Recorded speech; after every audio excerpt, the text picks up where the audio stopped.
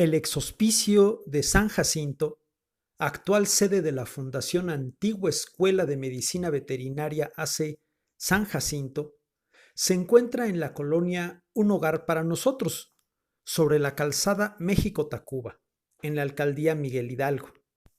Después de la conquista, los primeros frailes en llegar a la Nueva España fueron los franciscanos. Los segundos fueron los dominicos. Esta orden se instaló en lo que hoy conocemos como el centro histórico de la Ciudad de México. Posteriormente, empezaron a llegar más frailes dominicos provenientes de España, pero destinados a ir a las Filipinas. Los fieles en la Ciudad de México daban limosna, pues de alguna manera se podría decir parejo, tanto a los dominicos radicados para quedarse en Nueva España, como a los que partirían al continente asiático y permanecían temporalmente solamente esperando el turno de ir al puerto de Acapulco para abordar la nao o galeón. Por ese motivo, los dominicos radicados para quedarse en Nueva España decidieron abrir otro establecimiento para estos dominicos de permanencia temporal. Las condiciones exigían que una segunda instalación fuera extramuros, más allá de los muros. Este concepto, ya llevado a la geografía local, era, por ejemplo, en dirección a Tacuba, pasando lo que conocemos como Río Consulado. Es decir, los muros teóricos de la Ciudad de México en dirección a Tacuba terminaban en lo que hoy conocemos como el circuito interior. Ya después del circuito, cualquier ubicación era adecuada para crear esa estancia temporal. De ahí el nombre de hospicio, que aunque lo solemos relacionar con huérfanos o personas desvalidas, en el tiempo del que hablamos, este hospicio significaba la permanencia temporal de frailes dominicos. Así que en el año de 1602 se funda este hospicio para impulsar el esfuerzo religioso de la provincia del Santo Rosario de las Filipinas. Se le dio el nombre de San Jacinto en honor a este santo dominico de origen polaco. Él recibió los hábitos directamente de Santo Domingo de Guzmán. San Jacinto había sido canonizado en 1594 y para 1602 ya se estaba fundando un hospicio con su nombre, es decir, 8 años entre que había sido canonizado y ya se fundaba en el continente americano un establecimiento dominico bajo su custodia, bajo su nombre. Cabe decir que para los españoles que ya estaban asentados firmemente en la antigua isla de México Tenochtitlan y después de su experiencia en la Noche Triste o victoriosa, dependiendo el enfoque, la salida de aquella noche por la calzada de México a Tacuba no dejó de ser una posible vía de escape para una posible rebelión teórica que los volviera a expulsar de esa ciudad. Por ello, favorecer el poblamiento de esa ruta de escape con instalaciones para españoles era una buena idea estratégica. El tamaño que llegó a tener este hospicio es muy grande. Para dar una idea del área que abarcaba, podemos decir que incluía la escuela normal, lo que es el Politécnico, no lo que se considera el casco de Santo Tomás, pero sí una buena parte de las instalaciones del Politécnico. También incluía lo que hoy conocemos el área del Colegio Militar y el Parque de Cañitas. Popotla no estaba incluido en el terreno del hospicio, pero sí hasta donde está Merced de las Huertas.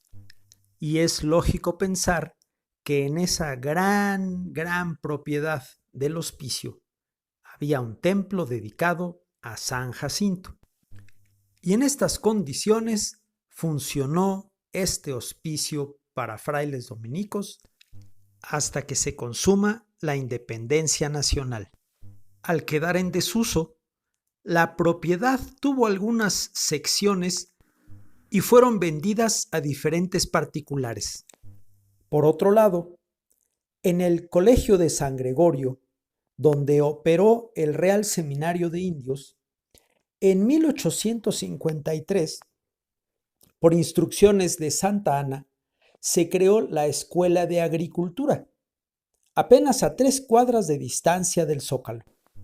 Sin embargo, para la enseñanza de la agricultura, convenía encontrar un sitio para los alumnos donde hubiera agua y tierras, etc., disponibles para esa enseñanza.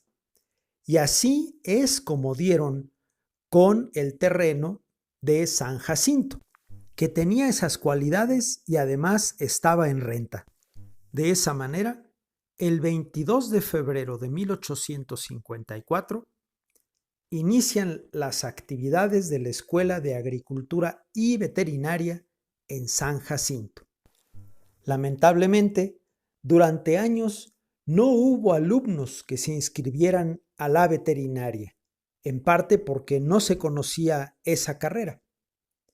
Fue Leopoldo Río de la Loza quien se acercó a una escuela cercana de artes y ofreció becas para esa carrera a los jóvenes que se inscribieran a cursar la veterinaria. El primer egresado de veterinaria, es decir, el primer médico veterinario mexicano, fue don José de la Luz Gómez. Después, durante la época del Imperio de Maximiliano, se llamó Escuela Imperial de Medicina Veterinaria. Y después, cuando ya gobierna Porfirio Díaz, quien tenía amplias nociones de los recursos que necesitaba el país, como la comida, en este caso entiéndase de origen vegetal y de origen animal, se hace un concurso para levantar un nuevo edificio para esa gran escuela, y lo que sí se llevó a cabo fue derribar lo que quedaba del ex hospicio de San Jacinto. Por eso de la construcción antigua no queda nada. Lamentablemente se quitó lo antiguo y lo nuevo no llegó a levantarse como estaba planeado. Porfirio Díaz le dio gran importancia a esta escuela de agricultura y veterinaria y por ello también hacía en otras circunstancias ferias ganaderas y agrícolas. Para 1898, donde conocemos el Colegio Militar, se levantó lo que sería la Escuela Nacional de Maestros para varones con dormitorios. Después llega la Revolución, el periodo de Madero, llega Huerta, quien con grandes problemas económicos cierra la Escuela Nacional de Maestros y cierra la Escuela Nacional de Agricultura y Veterinaria. Para 1914, diciembre, cerrado.